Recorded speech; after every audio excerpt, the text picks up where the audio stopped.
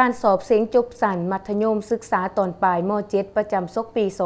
2018-2019 นี้แขวงจำปาสักได้จัดขึ้นเป็นเอกภาพกันทั่วประเทศคือวันที่25 หาวันที่26 มิถุนายน 2019 นี้พิธีเปิดการสอบเสียงทั่วแขวงเมนได้จัดที่โรงเรียนมัธยมสมบูรณ์ปากเซ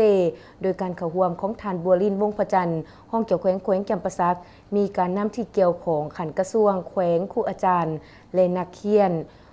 ม.7 เข้าร่วมนำท่านสุริจักรพีระแดงห้องหัวหน้าแผนกศึกษาธิการและกีฬาแขวงจำปาสักได้รายงานในพิธีครั้งนี้ว่าภายหลังที่ได้รับคำสั่งแนะนำเลขที่ 1745 ทับหกลงวันที่ 30 พฤษภาคม 2019 เรื่องการสอบเสียงจบสั้นสายสามัญศึกษา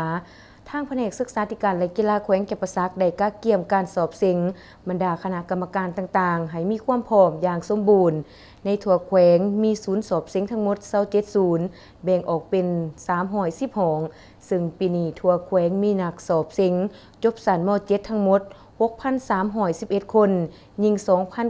2,962 คนได้นำใส่ครูอาจารย์อยู่แต่ละเมืองเป็นกรรมการของไพมันการสอบเสียงเมนได้กำหนด4วีซ่าเอกภาพทั่วประเทศคือวีซ่าภาษาลาววรรณคดีวีซ่าคณิตศาสตร์วีซ่าเคมีศาสตร์และวีซ่าประวัติศาสตร์ซึ่งการสอบเสียงได้กำหนดเอา2วันให้สำเร็จในโอกาสนี้ท่านบัวลินวงศ์ประจันทร์ห้องเกี่ยวแขวงจำปาสักได้ให้เกียรติตัดทรงใหญ่และเปิดหัวบทการสอบเสียงเพื่อเปิดพิธีการสอบเสียงอย่างเป็นทางการ